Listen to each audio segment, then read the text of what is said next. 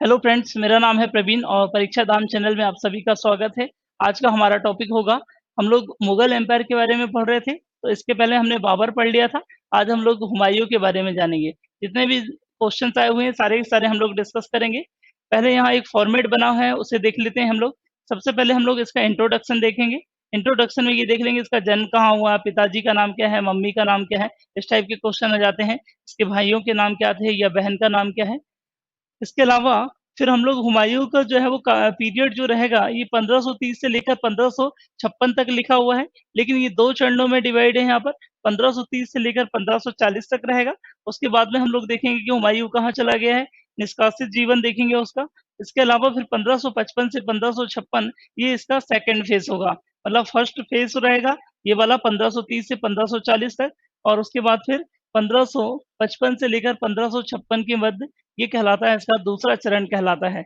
इसके अलावा हम लोग और क्या देखेंगे, तो हम मेप रूट देख लेंगे यहाँ पर, कहाँ से गया, कहाँ से ये इस तरीके से आया, और इसकी कौन-कौन से जो है वो इसके सामने समस्याएँ थीं। तो सबसे पहले देख लेते हैं, स्टार्ट करते हैं इंट्रोडक्शन से। इंट्रोडक्शन की यदि हम बात करते हैं तो इसका बर्थ कहाँ हुआ था ये पूछ लेता है। तो काबुल में हुआ था दोस्तों, और कब हुआ था? 1508 में हुआ था। याद रखिएगा इसका रियल नेम क्या था, तो नसरुद्दीन था, जबकि हमने बाबर का पढ़ा था तो उसका नाम क्या था? उसका नाम था ज़हीरुद्दीन। और इसका नाम क्या रहेगा? इसका नाम रहता है नसरुद्दीन। पिता का नाम क्या है? तो बाबर। और मम्मी का नाम क्या है? मम्मी का नाम है माहम बेगम। कंफ्यूज नहीं होना है, माहम अनगा नहीं है, ये माहम बेगम अलग थी और माहम अनगा अलग थी, याद रखिएगा। इसके अलावा इनकी वाइफ का नाम क्या था हुमायूं की? तो इनकी वाइफ का नाम था हमीदा बानो बेगम। याद रखिएगा, कंफ्यूज नहीं होना है। इसके अलावा इनकी बहन का नाम क्या था? तो 3 बहन था, मैंने कल भी बताया था आपको, आज भी जो है वो 3 ही हैं, इसे याद रखिएगा। एक तो है गुलवदन, और एक है गुलरंग, और एक है गुलचेहरा। 3 जो है वो सिस्टर थी इसकी। इसके अलावा फिर आपको याद रखना है कि साम्राज्य का बँटवारा करने वाला ये पहला शासक था, याद रखिएगा। बाबर की जब डेथ हो रही थी तो उसकी जो है वो अंतिम इच्छा ये थी, तो उसने ये कहा था कि मेरे मरने के बाद आप क्या करिएगा कि जो चारों भाई हैं आपस में जो है वो साम्राज्य का बँटवारा कर लीजिएगा।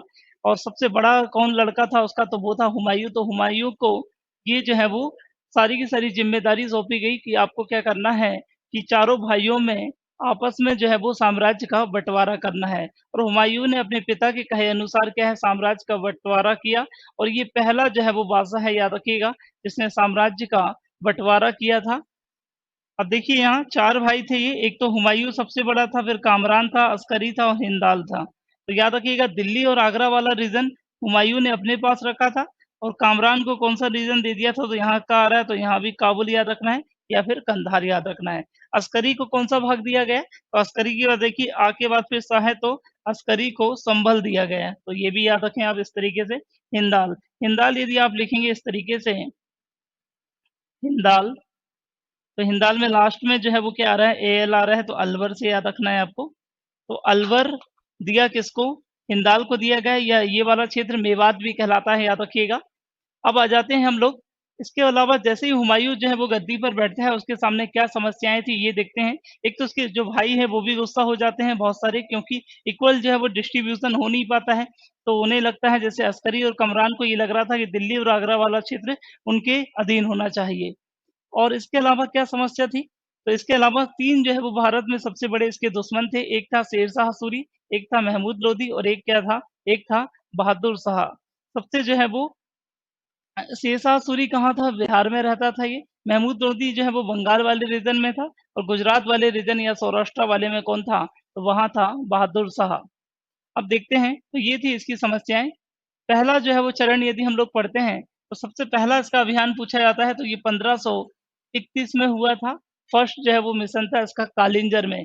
कालिंजर पड़ता है बुंदेलखंड रीजन में, और प्रताप जो है यहाँ के जो राजा थे उस समय, उनका नाम था प्रताप रुद्रदेव। तो इनके खिलाफ जो है वो इसने क्या किया था? पहला अभियान था ये हुमायूं का। और ये अभियान क्यों किया गया था? क्योंकि इस तरफ जो है वो बहादुर शाह जफर मालवा की ओर बढ़ रहा था, और इसको जो है वो धमकाने के लिए या फिर इसको जो है वो वार्न करने के लिए ये अभियान जो है वो आयोजित किया गया था। किसके द्वारा? हुमायूं के द्वारा, इसे याद रखना है। इसके अलावा 1532 में दोहरिया का युद्ध हुआ, बैटल ऑफ दोहरिया। दोहरिया कहाँ पड़ता है? तो ये लखनऊ के पास का रीजन है दोस्तों। उस समय जब ये रीजन चल रहा था, उस समय अभियान में था, कालिंजर अभियान में था हुमायूं, और उसी दौरान क्या होता है कि महमूद लोदी इस रूट को फ़ॉलो करते हुए कहाँ निकल रहा है, ये वाला रूट को फ़ॉलो करते हुए जाता है और जैसे ही जो है वो हुमायूँ को पता चलता है कि महमूद लोदी कहाँ से गुज़र रहा है, दोहरिया के पास से गुज़र रहा है, तो हुमायूँ अपनी सेना लेकर कहाँ पहुँच जाता है, गोमती नदी के किनारे पहुँच जाता है और यहाँ पर युद्ध होगा, दोहरिया का युद्ध होगा। और रिज़ल्ट में क्या होगा, तो हुमायूँ ने महमूद लोदी को हराया, हुमायूँ डिफीटेड महमूद लोदी। तो इसे भी याद रखिएगा।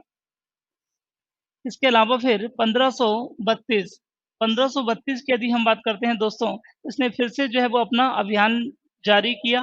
देखिए पहला जो है वो एक तो दुश्मन कौन था? महमूद लोदी था, तो ये हमने देख लिया, यहाँ पर इसको हरा दिया है। अब दूसरा जो है वो दुश्मन कौन-सा होगा इसका? शेरशाह सूरी, तो अब ये इसके लिए निकलेगा। शेरशाह सूरी उस समय शेरशाह सूरी का जब निकाह हुआ तो उसे क्या है, दहेज में मिला था चुनार का किला। चुनार का किला कहाँ पड़ता है? तो ये मिर्ज़ापुर डिस्ट्रिक्ट में है, उत्तर प्रदेश में। यहाँ पर शेरशाह सूरी के अगेंस्ट इसने अभियान चलाया और शेरशाह सूरी उस समय उतना शक्तिशाली नहीं था। जैसे ही जो है वो हुमायूँ क्या करता है, तोप-वोप लेके चला जाता है कहाँ पर? चुनार के किले में और घेरा डाल लेता है और 4 माह तक कहते हैं कि शेरशाह सूरी क्या है, बाहर नहीं निकलता है और ये 4 माह तक लॉकडाउन का जो है वो पालन करता है। और फिर बाद में क्या है, शेरशाह सूरी इससे जो है वो हार मानकर क्या कर लेगा, अधीनता जो है वो स्वीकार कर लेता है। तो इसे याद रखिएगा, शेरशाह सूरी ने क्या किया था, अधीनता जो है वो हुमायूँ की स्वीकार कर ली थी। साथ में शेरशाह सूरी का एक लड़का था, जिसका नाम था कुतुब खान। कुतुब खान कुतुब खान को जो है वो शेरशाह सूरी ने क्या है, हुमायूँ को जो है वो दे दिया था और कहा था कि ये क्या रहेगा, ये जो है वो कुछ जो है वो सेनाओं के साथ जो है वो इसे दे दिया था और कहा कि ये जो है वो आपके लिए सेनापति का कार्य करेगा। तो इस तरीके से जो है वो कुतुब खां फिर जो है वो किसकी सेना में शामिल हो गया, हुमायूँ की सेना में शामिल हो जाता है। और उसके बाद फिर 1533 में है, जैसे ही जो है वो दोहरिया का युद्ध जीतता है ये, चुनार के किले में भी इसकी आंशिक रूप से जीत हुई थी। उसी की खुशी में ये क्या करेगा, एक शहर की स्थापना करेगा। He founded a city that is Dinpanah city. Dinpanah शहर की स्थापना की, कहाँ पड़ता है? ये दिल्ली के पास पड़ता है दोस्तों, इसे भी याद रखिएगा। इसके अलावा 1535 में आ जाते हैं हम लोग। 1535 की बात करें तो अब तीसरा दुश्मन कौन बच रहा है, तो वो है बहादुर शाह। बहादुर शाह बार-बार जो है वो मालवा की ओर इसकी नज़र थी। इस कारण फिर जो है वो बहादुर शाह जफ़र यहाँ तक पहुँचता है। उसके बाद हुमायूँ दिल्ली से आता है और मध्य प्रदेश के राजगढ़ के आस-पास एक जो है वो युद्ध होता है और इस युद्ध में बहादुर शाह को ये हरा देता है। इस तरीके से बहादुर शाह जो है वो वापस जो है वो भाग जाता है कहाँ, मांडू में आ जाएगा और मांडू के बाद फिर ये सौराष्ट्र वाले रीजन में चला जाता है। लेकिन जो है वो ये मांडू में ही रहेगा काफ़ी दिन तक और सौराष्ट्र जो है वो रीजन भी इनमें आता था, लेकिन सबसे जो है वो पीक पॉइंट था उनका, तो वो था मांडू के आस-पास। इसके अलावा फिर 1500 जो है वो 39 की यदि हम बात करते हैं दोस्तों, तो यहाँ पर फिर क्या है, चौसा का युद्ध होता है और चौसा पड़ता है बिहार में। उसके पहले जो है वो थोड़ी-सी बात आप ध्यान रखिएगा कि जैसे ही जो है वो ये जो बीच में गैप दिखाई दे रहा है, इस दौरान जो है वो हुमायूँ बार-बार जो है वो बंगाल वाले रीजन में चला जाता है और 6 महीने तक एक बार तो क्या है गया और ये अपनी राजधानी से दूर लगातार रहा 6 महीने तक बंगाल में। अपना क्वालिटी टाइम जो है वो स्पेंड कर रहा था ये, कहाँ पर? बंगाल वाले रीजन में। और शेरशाह सूरी को पता चल जाता है कि हुमायूँ क्या कर रहा है कि बंगाल वाले रीजन में है और जैसे ही ये लौटेगा तो इसके ऊपर फिर हम लोग क्या करेंगे, अटैक करेंगे। तो शेरशाह सूरी फिर क्या करता है कि जैसे ही हुमायूँ बंगाल से लौटता है कहाँ, दिल्ली की ओर, तो यहाँ पर बिहार के पास जो है वो चौसा नामक गाँव में एक लोलैंड रीजन पड़ता है, वहाँ पर जो है वो हुमायूँ को ये रोक लेता है और उस समय बारिश वग़ैरह हो रही थी, तो इसके जो तोप है उसमें पानी चला गया था, तो इसके आधे से ज़्यादा हथियार तो क्या है डिस्ट्रॉय हो चुके थे। इसी बात का फ़ायदा उठाता है कौन?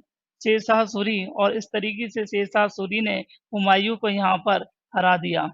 तो याद रखिएगा नदी कौन-सी है? कर्मनाशा नदी के किनारे हराया था और शेरशाह सूरी डिफीटेड हुमायूँ। तो ये इस बात का भी आपको ध्यान रखना है। जैसे ही हुमायूँ हारने लगता है, तो हुमायूँ फिर क्या है, भागने लगता है। जैसे ही भागता है आगे, तो उसके बाद उसको एक नदी पड़ती है जिसका नाम क्या है, कर्मनाशा नदी। कर्मनाशा नदी, हुमायूँ को तैरना-वैरना नहीं आता था, तो हुमायूँ क्या है यहाँ नदी के किनारे जाके रुक जाता है और उसी दौरान क्या है, उसी दौरान एक नाव चलाने वाले यहाँ मिलते हैं जिनका नाम था निज़ाम भित्ती। निज़ाम भित्ती या निज़ाम भिश्ती भी लिखा रहता है। निज़ाम भित्ती की बात करें तो ये कौन थे, ये नाव चलाने वाले थे ये और वो क्या करते हैं, कर्मनाशा नदी पार कराते हैं किसको, हुमायूँ के लिए और हुमायूँ फिर इनसे खुश हो जाता है और हुमायूँ इनसे पूछता है कि बताइए हम आपकी क्या सेवा करते हैं? तो निज़ाम भित्ती कहते हैं कि हमें 1 दिन के लिए नायक बना दीजिए, 1 दिन के लिए हमें क्या है बादशाह बना दीजिए। तो फिर हुमायूँ क्या है खुश हो जाते हैं और 1 दिन के लिए बादशाह बनाने का ऐलान कर देते हैं किसको? निज़ाम भित्ती को। अब जो है वो बादशाह तो बन गया लेकिन अभी भी सोच क्या है नाव चलाने वाली जैसी है, तो ये बादशाह बनने के बाद 1 दिन के लिए क्या है चमड़े के सिक्के जारी करते हैं। तो चमड़े के सिक्के जारी करने वाला ये पहला जो है वो व्यक्ति रहेगा निज़ाम भित्ती। हालाँकि इतिहासकार ये भी कहते हैं कि मोहम्मद बिन तुगलक ने भी सिक्के जारी किए थे चमड़े के, लेकिन ज़्यादातर मत मिलता है तो वो यहीं पर मिलता है। क्वेश्चन एसएससी में एक बार ये पूछा था कि चमड़े के सिक्के किस बादशाह के समय चलाए गए थे? तो याद रखिएगा जब किस बादशाह पूछा तो बादशाह आंसर आ जाएगा हुमायूँ के समय जारी किया है, लेकिन निज़ाम भित्ती ऑप्शन में रहेगा तो फिर आपको ये टिक करना है। जैसा क्वेश्चन वैसा आंसर। अब आगे आ जाते हैं और उसके बाद फिर 1540 में फिर से युद्ध होगा और ये युद्ध होगा कन्नौज में होगा। कन्नौज कहाँ पड़ता है? तो यमुना और गंगा के दोआब में पड़ता है ये और बिलग्राम का युद्ध के नाम से भी जाना जाता है इसे या फिर इसी को गंगा का युद्ध भी कहा जाता है। कब हुआ है? इन 1540 में हुआ है ये और यहाँ फिर से वही रिजल्ट होगा, शेरशाह सूरी ने फिर से हुमायूँ को हराया है यहाँ पर। शेरशाह डिफीटेड हुमायूँ और उसके बाद फिर हुमायूँ क्या है फिर से भागने लगेगा यहाँ पर। तो कन्नौज यहाँ पर पड़ेगा, ये कन्नौज इस रीजन में और ये वापस जो है वो फिर से दिल्ली आएगा। अब इस बार शेरशाह सूरी क्या है फिर से जो है इसके पीछे दिल्ली चला जाएगा और जैसे ही शेरशाह सूरी दिल्ली चला जाता है तो हुमायूँ फिर दिल्ली छोड़कर कहाँ भाग जाएगा? तो फिर ये भाग जाता है सिंध वाले रीजन में। तो अब ये कहाँ आ गया है ये आ जाता है सिंध वाले रीजन में। पाकिस्तान और अफ़गानिस्तान वाला जो रीजन है, यहाँ पर चला जाएगा ये और फिर यहाँ पर अब हम देखेंगे कि इसके साथ यहाँ पर क्या होता है। तो ये हो जाएगा इसका पहला चरण, 1540 तक हमने पढ़ लिया है। अब हम देखते हैं इसका निष्कासित जो है वो जीवन कैसा रहा है, भारत के बाहर का जीवन कैसा रहा है इसका। तो देखिए यहाँ पर सबसे पहले ये सिंध पहुँचता है 1541 में। यहाँ मुलाकात होती है इनकी मीर अली नामक व्यक्ति से होती है और ये जो मीर अली थे, ये थे हिंदाल के गुरु हुआ करते थे ये और इन्हीं की जो लड़की थी या पुत्री थी या फिर ये परी थी, इनका नाम क्या था? इसका नाम था हमीदा बानो बेगम और फिर हमीदा बानो बेगम से क्या है निकाह होता है 29 अगस्त 1541 में ही होगा ये स्पोर्ट्स डे था और उसी दिन क्या है इनका निकाह होता है और उसके बाद फिर 15 अक्टूबर 1542 में अकबर का मार्केट में आगमन हो जाता है। तो अकबर की मम्मी का नाम क्या है? हमीदा बानो बेगम। तो शादी हुई है 41 में, अकबर का जन्म हुआ है 15 अक्टूबर 1542 में हुआ है। कहाँ पर हुआ है दोस्तों? तो याद रखिएगा अमरकोट। अमरकोट पंजाब वाला रीजन है ये, पंजाब पाकिस्तान वाला पंजाब और उसके बाद फिर यहाँ के जो है वो शासक थे बीरसाल, तो उन्हीं के यहाँ इनका जन्म हुआ है अकबर का। इस तरीके से भारत में एक राष्ट्रीय शासक या एक महान शासक जो है वो आ जाते हैं और उसके बाद फिर 1500 जो है वो 44 की यदि हम बात करते हैं, तो फिर ये ईरान चला जाता है और ईरान जाने के बाद यहाँ पर एक व्यक्ति से मिलता है, जिनका नाम है शाह तहमास्प। शाह तहमास्प की यदि हम बात करते हैं तो ये हेल्प करते हैं किसकी? हुमायूँ की और हुमायूँ को सेना बनाने में मदद करते हैं। इस तरीके से हुमायूँ क्या करेगा पुनः जो है वो सेना का गठन करेगा और धीरे-धीरे फिर से क्या है भारत की ओर आने का जो है वो निश्चय कर लेता है। इस तरीके से ये ईरान से जो है वो कहाँ आ जाएगा वापस जो है वो सिंध वाले रीजन में आ जाएगा। सिंध के बाद फिर ये लाहौर पर अधिकार कर लेगा फरवरी 1555 में। और यहीं पर जो है वो 1545 के समथिंग ही इसकी मुलाकात होती है किससे? बैरम खां से, जो कि इसका बाद में फिर क्या है सबसे बहादुर सेनापति रहा है और उसके बाद फिर ये दोनों आगे बढ़ेंगे। फरवरी 1555 में इन्होंने लाहौर पर अधिकार कर लिया है। तो ये इसका सेकंड फेज़ चालू हो गया, वो था धूम 1 और ये धूम 2 वाला है ना, फर्स्ट और ये सेकंड जो है वो फेज़ स्टार्ट हो जाएगा। फिर उसके बाद मई जो है वो 1555 की यदि हम बात करते हैं दोस्तों, तो फिर यहाँ पर एक युद्ध होगा जिसका नाम है मच्छीवाड़ा का युद्ध, बैटल ऑफ मच्छीवाड़ा। मच्छीवाड़ा का युद्ध हुआ और मच्छीवाड़ा कहाँ पड़ता है दोस्तों? ये पंजाब में पड़ता है सतलज नदी के किनारे और यहाँ पर क्या है कुछ अफ़गानों के यहाँ पर सामंत हुआ करते थे जिनमें से 2 प्रमुख थे, एक का नाम था नसीब खां और एक का नाम था तातार खान। तो हुमायूँ ने सबसे पहले इन्हीं को हराया और पंजाब में क्या है अधिकार कर लिया है। नसीब खां और तातार खान को हरा देता है। कहाँ पर? बैटल ऑफ मच्छीबाड़ा में। उसके बाद फिर हुमायूँ आगे बढ़ेगा और पंजाब तक आ जाता है। पंजाब के बाद फिर ये क्या है, दिल्ली वाले रीजन में आ जाएगा। दिल्ली के पास ही एक जगह पड़ती है सरहिंद, तो यहाँ पर युद्ध होगा, फिर सरहिंद का युद्ध होगा। जून 1555 में होगा ये। और उसके बाद हुमायूं ने यहाँ सिकंदर सूरी को हराया था। सिकंदर सूरी को हराया था। एक्चुअली ये वीडियो मैंने फिर से बनाया था और यहाँ कुछ प्रॉब्लम्स आ गई थी, इसलिए मुझे फिर से शूट करना पड़ा है। इस कारण कुछ कुछ शब्द आपको मिसिंग दिखाई दे रहे होंगे। कोई बात नहीं है, लेकिन इसका थंबनेल है, आप वहां से स्क्रीनशॉट ले सकते हैं, वहां पर पूरा आपको मिल जाएगा। सरहिंद का युद्ध की यदि हम बात करते हैं तो हुमायूं ने सिकंदर शाह सूरी को यहाँ पर हराया था। सिकंदर शाह सूरी कौन है? तो ये सूरी जो है वो वंश के ही जो है वो शासक रहते हैं। ये इस्लाम शाह के जो है वो बाद फिर सिकंदर शाह सूरी आए हैं और उन्हीं को हुमायूं ने हराया है। इस तरीके से फिर दिल्ली में ये क्या है, पुनः जो है वो अधिकार कर लेगा और ये जो है वो फिर से राज्याभिषेक कराएगा और उसके बाद फिर से क्या है, जो है वो बादशाह बन जाएगा। इसके बाद फिर 1 जनवरी 1556 को, लेकिन ज़्यादा दिन तक ये राजगद्दी का जो है वो भोग नहीं कर पाता है और एक इसने सिटी एस्टेब्लिश की थी, मैंने अभी आपको बताया, दीनपनाह शहर। दीनपनाह शहर में ही एक लाइब्रेरी हुआ करती थी जिसका नाम था शेर मंडल। तो ये लाइब्रेरी गया था और लाइब्रेरी से ही क्या है, सीढ़ियों से गिरकर इसकी जो है वो मृत्यु हो जाती है। तो लोग सीढ़ियों से गिरकर नीचे पहुँचते हैं और ये कहाँ पहुँच गया? ये लेकिन ऊपर पहुँच जाता है और इस तरीके से फिर इसकी मृत्यु हो गई। इसका मकबरा बनाया गया है, कहाँ पर? दिल्ली में इसका मकबरा है। और इसकी जीवनी किसने लिखी है, बायोग्राफी? तो इसकी सिस्टर ने लिखी है। सिस्टर का नाम क्या था? गुलबदन बेगम। किसने लिखा है? गुलबदन ने लिखा है। और जीवनी का नाम क्या था दोस्तों? तो उसका नाम था हुमायूं नामा। किस भाषा में लिखी गई है? तो याद रखिएगा, जहाँ भी नामा शब्द आए तो ये फारसी भाषा की पुस्तक होंगी, है ना? हमेशा जो है वो नामा शब्द लिखा है, इसका मतलब क्या है? फारसी भाषा की ये पुस्तक होंगी। इसके अलावा फिर कुछ अन्य क्वेश्चन है, वो हम लोग देख लेते हैं, इसके बाद मैं 2 मिनट में और रिपीट कर दूँगा। अब यहाँ पर देखिए, एक लेनपुल करके जो है वो इतिहासकार थे, इन्होंने ये कहा कि हुमायूँ जो है वो जीवन भर लड़खड़ाता था और लड़खड़ाते हुए ये मारा गया। देखिए यहाँ पर इसका जो है वो लाइफ़ इसी तरीके से चली। ये बाद में जब सिंध भाग गया, फिर ईरान आ गया और उसके बाद फिर वापस आया और इसी तरीके से जब इसकी मृत्यु होती है तो ये भी क्या है, सीढ़ियों से गिरता है और फिर इसका जो है वो ब्रेन वग़ैरह जो है वो डैमेज हो जाता है और उसके बाद फिर इसकी मृत्यु हो जाती है। तो पहला तो है क्वेश्चन, ये कई बार पूछा है, ये किसने कहा है स्टेटमेंट? तो ये लेनपुल ने कहा है। इसके अलावा चमड़े के सिक्के किसने चलवाए थे? तो मैंने आपको बता दिया है, निजाम बित्ती ने चलाए थे आफ्टर बैटल ऑफ चौसा। इसे भी याद रखिएगा। इसके अलावा मुगल जो है वो चित्रकला की नींव, ये क्वेश्चन भी पूछा है कि किसने रखी थी? तो याद रखिएगा, मुगल जो है वो पेंटिंग की यदि हम बात करते हैं दोस्तों, मुगल चित्रकला, तो ये किसके समय स्टार्ट हुई थी? तो ये हुई थी स्टार्ट हुमायूँ के समय। ये क्वेश्चन याद रखना है आपको। स्टार्ट किसके समय हुई है? हुमायूँ के समय हुई है। और अकबर ने क्या किया था? तो अकबर के समय वॉल पेंटिंग स्टार्ट हुई थी। वॉल पेंटिंग मतलब भित्ति चित्रकला भी कहते हैं या दीवार पर पेंटिंग। इसके अलावा फिर इसका लड़का आएगा शेखू या फिर जहांगीर, और जहांगीर क्या करेगा?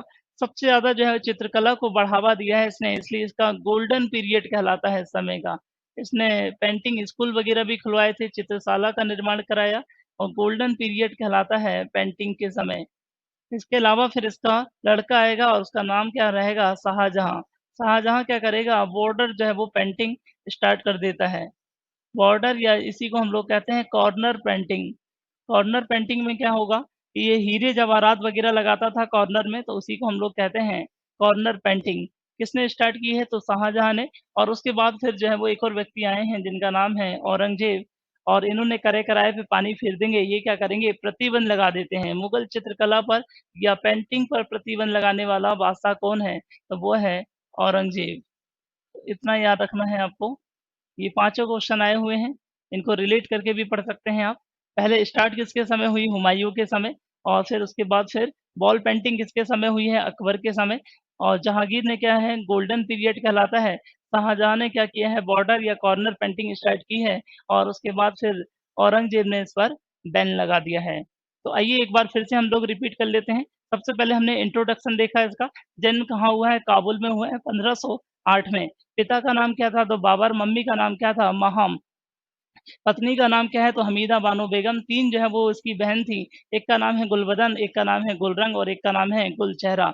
भाई मैंने आपको बताया कि 4 भाई थे, एक का नाम था कामरान, एक का नाम हिंदाल था, एक का नाम अस्करी था और एक क्या है हुमायूँ खुद था। तो याद रखिएगा और साम्राज्य का बँटवारा कराने वाला ये पहला जो है वो शासक रहेगा। इसके अलावा हमने फिर 2 फेज़ में इसको डिवाइड कर लिया था, 1530 से लेकर 1540 तक और फिर 1555 से लेकर 1556 तक। यदि आप 2 बार वीडियो देखेंगे और नोट्स बनाते चलें तो आपको ईज़िली याद हो जाएगा।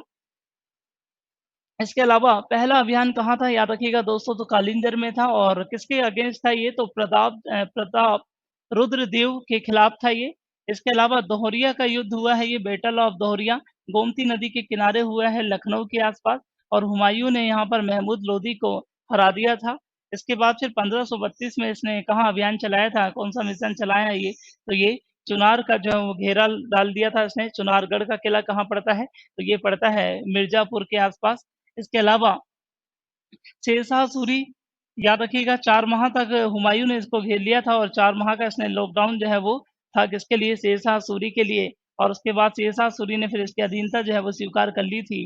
1533 में फिर दीन पनाह शहर की स्थापना की गई, दिल्ली के पास ही और 1535 में फिर बहादुर शाह को हराया इसने। इसके अलावा 1539 में एक युद्ध हुआ है जिसका नाम क्या है? बैटल ऑफ चौसा और शेरशाह सूरी ने किसको हराया था? हुमायूँ को हरा दिया था। उसके 1 साल बाद फिर युद्ध होगा 1540 में जिसे हम लोग कहते हैं बिलग्राम या फिर कन्नौज का युद्ध कहते हैं और उसमें शेरशाह सूरी ने किसको हरा दिया है? हुमायूँ को हरा देता है। हुमायूँ के 3 सबसे बड़े दुश्मन थे भारत में, शेरशाह सूरी कहाँ था? तो ये बिहार वाले रीजन में था, महमूद लोदी कहाँ था? तो ये बंगाल वाले रीजन में था और बहादुर शाह कहाँ था? गुजरात वाले रीजन में था। इसके अलावा इसके निष्कासित जीवन की यदि हम बात करते हैं तो ये 1540 में कहाँ भाग जाता है? सिंध भाग जाता है और यहीं पर फिर इसका निकाह होगा और किससे होता है? हमीदा बानो बेगम से और निकाह के बाद इनको क्या है एक लड़का होगा जिसका नाम क्या है? अकबर। 1542 में अकबर का जन्म हुआ और उसके बाद 1544 की यदि हम बात करते हैं, तो ये ईरान में किससे मिलता है? शाह तहमास्प से मिलता है और वो क्या करेगा? सेना बनाने में इसकी मदद करता है। इसके बाद फिर हुमायूँ का सेकंड जो है वो फेज़ चालू हो जाएगा। फरवरी 1555 में ये कहाँ पर आएगा? लाहौर में फिर से अधिकार कर लेगा और मई 1555 की हम बात करते हैं तो फिर से एक यहाँ युद्ध होगा जिसे हम लोग कहते हैं मच्छीबाड़ा का युद्ध। कहाँ पड़ता है? ये सतलज नदी के किनारे है और ये है पंजाब में। इसके अलावा हुमायूँ ने यहाँ पर किसको हराया है? नसीब खां और तातार खान को हरा दिया है। जून 1555 की यदि हम बात करते हैं तो फिर से एक युद्ध होगा बैटल ऑफ सरहिंद और सरहिंद के युद्ध में हुमायूँ डिफीटेड सिकंदर शाह सूरी। इसे भी याद रखना है। फिर 1556 की यदि हम बात करते हैं तो ये शेर मंडल पुस्तकालय से गिरकर इसकी क्या है? मृत्यु हो जाती है। इसका मकबरा कहाँ पर है दोस्तों? तो वो है दिल्ली में और जीवनी किसने लिखी है? तो उसकी सिस्टर ने गुलबदन बेगम या अकबर की बुआ ने। इसके अलावा फिर हुमायूँ नामा इसकी जीवनी है। किस भाषा में है ये? फ़ारसी भाषा में है। लैनपुल जो है वो इतिहासकार ने क्या कहा है कि हुमायूँ जीवन भर लड़खड़ाता था और लड़खड़ाते हुए ही ये मारा गया है।